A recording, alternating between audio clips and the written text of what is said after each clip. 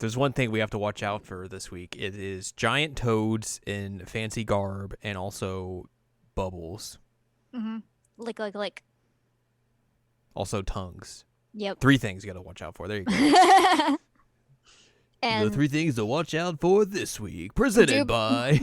dubious voice acting. And dubious voice acting. True that. Hello, welcome to this week's episode of Jared and Now Watch Inuyasha. It is episode number 8. I am Jared, joined as always by Doc Al and Ladium. Hello. This is season 1, episode number 8 that we were talking about. Is called The Toad Who Would Be Prince. Mm-hmm. Ribbit. He would be Prince. He wants to sing Purple Rain. If only. You know, after last week's episode, you would think the whole idea going into this episode would be like, oh man, things just happened. A lot of big things just happened.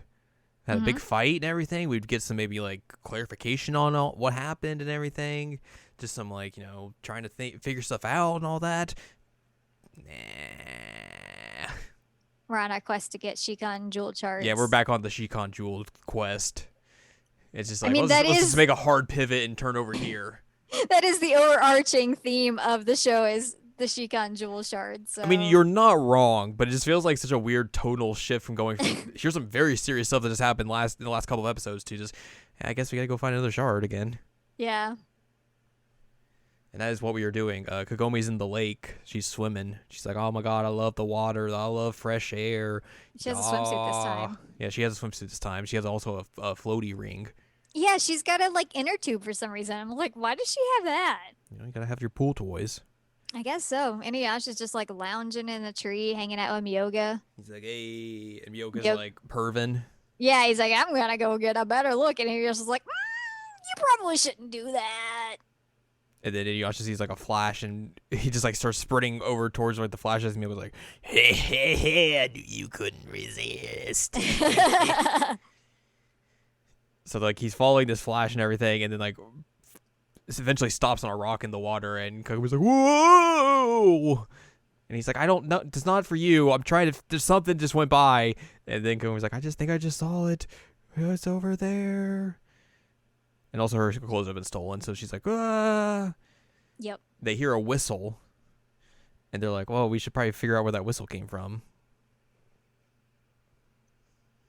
Whistle like a missile, bomb. Exactly. Blow the whistle. And then we find a monkey. Find a monkey and a young boy. A guy. He's just like, good job, monkey. You brought me food. And then he pulls out Kagomi's bra and is like, how do I eat this? This isn't food. And that's exactly when Inuyasha and Kagomi show up, and they're like, what? And he's like, I don't. The bra is also extremely flat, which is so weird. It is very stiff. It's cardboard. Cardboard bra. So they clear up the misunderstanding. Kagomi gives the young boy some potato chips, or potato, and some tea. And then they introduce themselves to each other. He's like, oh, I'm Nobunaga. And Kagomi's like, oh my god, it's Nobunaga. Can I get your autograph? And then Inuyasha's like, why are you freaking out about this? She's like, did you not pay attention in history class? Which is it's a very good line, because obviously he's living it. He would not know any of this. Right. He's like, I can't believe, I can't wait to, oh my god, I can't believe I met you. You're Oda Nobunaga. He's like, wait, no.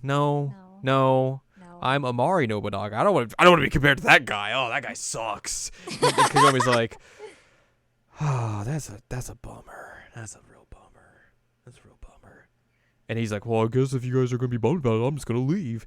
And Inuyasha's like, hey, you probably shouldn't go that. And then he just crumbles off the down a hill. And he's like, I had told you about that. And then Kagomi just starts talking shit. He's like, yeah, you're a real stupid idiot for doing that. It just seems so out of place. Because, Inuyasha's like, yeah, you shouldn't, I should have listened to me. And Kagomi's like, you dumb piece of shit. You idiot. You're the stupidest person I've ever met. And I was like, what are you? She's still mad because what is happening? Oda.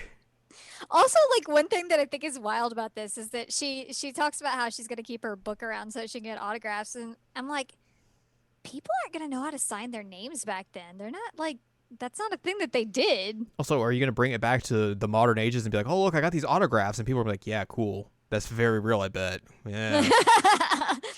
But also, Weirdo. like, again, they don't know. They didn't do that. That's not a thing that Well, they he was did. able to sign his name. I don't know how. Yeah, I mean, you're right, but also, like, they just they just skirted around that, but I mean, like, I guess he can just sign his name. Maybe the chips potato gave him extra special powers. There you go. Feed someone potato chips, and they will be able to sign their name. They become literate. Oh man. There you go. Yeah, I don't know why Kagome like started dunking on him so hard. It was so weird. It just fell out of place. Because, like, it also is weird because, like, she just talks over Inuyasha's line as well. Yeah. It's so weird. Either way. And he's usually like the one that's a little testy, for lack of a better word. Yeah. They go to a castle where there's, like, a bunch of young girls being taken and everything. There's rumors about these young girls being kidnapped or something, so everyone kind of tags along. And, like, Inuyasha and Kagome are like, all right, we're going to go investigate. Hop on, Kagome. And Kagome's like, all right, cool. And then Nobunaga's like, I'm going to hop on too. And Inuyasha's like, hey, wait a minute. Wait, what do you mean? I'm not supposed to have both of you on here. You could walk. You have legs. Use them. And he's like, no, you would be faster. And Inuyasha's like, why me? Yeah, he's real not happy about it. I made an Uber joke. Yes. He is real not happy about having to give him a lift, even though it's literally just one jump and they're there. I mean, I would be kind of unhappy too. Well, yeah, I mean, he did offer Double the weight. He did offer to Kagome, like, hey, you can get on my back. He didn't say to him, hey, No. you can get on my back. And so, like, You're not a part of the team. right, like, one, this guy is just touching you, and, like, you didn't give him permission. And two, you didn't give her permission to get a ride either. No. You kind of just tagged along. And so he just kind of, like, I don't know, crossed all of Inuyasha's boundaries here. Yeah. We see inside the castle there's a princess whose name is Suyu. She's giving a drink to a super bandaged dude. Definitely not a toad or anything in disguise. No, his face totally looks normal under that bandage. Because you can't even see anything. He's able to drink through the bandages, which is very, that's a good skill to have. Yep. The princess asks him, like, oh, what about the girls being taken to the castle? And he's like, I'm not going to tell you anything. He says something weird in English dub, but he like slams his hands. It's like, you don't need to know, or something like that. I don't remember what it was, but it was so weird. Also, this toad just sounds very weird in the English dub. They went wild with his voice in English They dub. took liberties with this voice. Because I just checked with the Japanese dub to see if he had like a bizarre voice in that, and he just speaks like a normal guy. Mm-hmm. Like he makes some weird sounds every once in a while, like a type things. Yeah. But he just sounds like a regular dude. And in this one, they're like, yeah, it's very weird. So our hero group eventually gets to the bottom of the castle. They find a bunch of guards asleep and like, this is weird. Why are all these guards asleep? Either way, whatever. I guess we'll just sneak past them and everything. Nobunaga runs through every room and is like, Princess, are you in here? Princess, are you in here? Princess. And it's like, this is stealth. Yeah. You said that's how you play Hitman. Yeah, I just run around going, is the target in here? Is the target in here? Hello? Are you the target? It's me, Agent 47. Like, it's such a weird way to like try and find somebody. Just like, hey, you in here? What about in here? Are you in here? If and anything, then he finds like an old lady. Yeah, he's like, oh no, she's turned old and everything. And then like Kagome's like, I think your princess is over here, my dude. And he's like, you're right. Well, no. What were you gonna say? I interrupted you. I don't remember now. Oh, we were But talking regardless. about stealth missions and yelling. Yes. But yeah, the princess wakes up. She's like, oh, I remember you. And I was like, oh my gosh, she remembers me. This is so cool. I cannot believe it. Ah. And also, like, she remembers him for doing like dumb stuff. Yeah. He's like, oh no. And then also tells him like, oh yeah, my husband fell in a pond and got a bad fever. It's been real weird since. And then the toad man comes in the room. And Inuyasha cuts his bandages off, and he's like, I'm a toad. Wah! Wah! Kagome sees the glow in his shoulder. She's like, oh, he's got a jewel shard. We should probably get that. Yoga tells Inuyasha that he can't. He's a bit more tougher foe than you might expect. And Inuyasha's like, whatever, I can beat him. Who cares? I got this. He has like He toxic. does not got this. He does not got this. The toad has toxic gas he can spew, and then also he'll just spew his tongue out and like stab people. Yeah. Which is what he does. Nobunaga. He's like, bleh, and he's like just Bleh. stabs him right through the shoulder. It was like, how sharp is your tongue to be able to do that? Yeah. And That's then real messed up. Kagome's like, oh no, that's a very severe wound. I was like, he just got like a little poke. Little poke. Little poke. They eventually find themselves deeper in the castle where we see all the other girls that have been captured are in like these little balls, like these egg sacs. Mm-hmm. And they learn that the toad has to eat the souls of the young ladies to stay alive. So Also, their Hammerhammers are all out and they're all naked. they're all hammered out. Inuyasha attacks them with Tetsaiga and cuts him in the shoulder, but then the toad's like, here, I'm going to get all these souls and blah, blah, blah, blah, blah. And then now I'm all better. His wound heals and everything. The only one he didn't eat was was Suyu, the one they're trying to save and everything. Nobunaga just like cuts her free of the sack. He's like, all right, cool. We're going to get you out of here. And then Inuyasha bonks the toad on the head, and that causes the actual her husband to kind of reappear for a hot second. And he's like, oh God, I feel like I've been doing some very bad stuff and everything. This is real bad. And then Inuyasha's like, okay, well, I'm going to kill this guy now. And Nobunaga's like, no, you can't. The soul is still alive. And then the toad turns back again. He's like, oh, I'm back again. You know me. And then like Inuyasha just like sulks in the corner for like 5 minutes. It's like, well, if you don't want me to kill him, I'm just not going to do anything. Yep. No, I'm just going to stay here. You guys, that's your problem now. Whatever. That's an Inuyasha thing. He does that. And then he just stabs Nobunaga in the shoulder again. Like 2 inches to the left. He just hits him again. And he's like, oh, God, my shoulder again. So Kagome and the princess run away. Myoga's like, hey, the toad is weak to fire. Maybe you could like warm up some water or something and, and throw it at him. Weak to hot stuff. Yeah. And so she's like, what do you want me to do? Hot tea? The monkey comes along and tries to get them to a tiny fire, but then they fall down and nothing good is happening.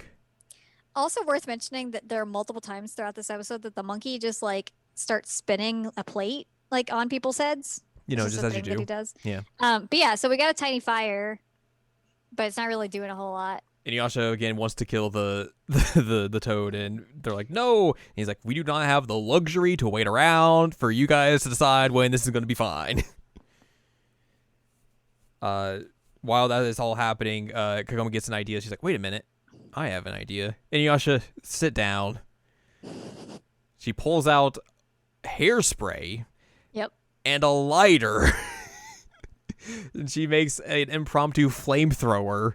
Wait, does she have the lighter or she has the fire that the monkey brought? Maybe it was the light. I thought it was like a lighter, but it could have been either or. I think it's she's got the little plate with a fire on it and she sprays the... But yeah, either way, she makes a flamethrower. She makes a flamethrower! The toad flees out of the dude's body, and then Inuyasha's like, all right, this is my time to shine now, and finally gets a kill. Cuts up the demon, and they retrieve the shard. Nobunaga's happy, and then the princess runs to her husband, and Nobunaga's sad. Yep. He's like, oh. And Inuyasha's like, dude, you made the one love rival you had live. You're an idiot. And then he's just like, yeah, I guess. Oh, anyways, I'm going to go leave now. And then he falls off the same cliff again. And then and Inuyasha once again is like, oh, ugh. And then they keep calling him an idjit. An idjit. Which is, I don't understand why. I don't either. I feel like that's just like a bad slur now. I don't know what it even like. I don't know, but they just call him a fool in Japanese. I checked earlier because I was very confused as to why they were calling him that, and I still don't have an answer to why they're calling him that. But I at least know what Japanese said. Yeah. Yeah. So there you go. Bumbling fool. The poor fool. Well, yeah, that's how the episode ends. They got a shard, and Nobunaga was very sad and fell down a cliff again. Yep. We'll talk about notes and differences. There's only one note, and this is the second Shikon shard we've covered. Yay! Thank you for that. Progress. Differences from the manga. The anime omits the entire scene in the manga where Inuyasha and Myoga question a group of Kappa about the Shikan jewel. Therefore, unlike the manga where Inuyasha arrives to the scene of Hiyoshimaru stealing Kagomi's clothing after questioning the Kappa, Inuyasha catches sight of the monkey while sitting in a tree. While Kagomi's reaction to hearing Nobunaga's name is the same, in the anime she asks for his signature, whereas in the manga she explains Oda Nobunaga's history after taking out her history textbook from her bag. That's a pretty good goof. That is a good goof. The anime omits the page of the Tsukumo no Gama, realizing someone has entered the castle immediately after Inuyasha's group noticed the sleeping guardsman. I don't know what that means, but okay. In the anime, the scene depicting Princess Suyu noticing the woman in eggs and then the Tsukumo no Gama preparing to put her into one is not included. So I'm assuming that's the toad. Yeah. Okay, yeah, that's right. In the anime, Nobunaga pleads for the Lord's life after the Lord temporarily regains his heart, causing Inuyasha to give up on his attempt to kill the Lord. Nobunaga is then attacked by the Tsukumo no Gama, when its possession is restored. In the manga, however, Inuyasha swings his sword down, but voluntarily decides not to kill the Lord, not violently. The Tsukumo no Gama then attacks Inuyasha, which causes Inuyasha to temporarily fall to the ground.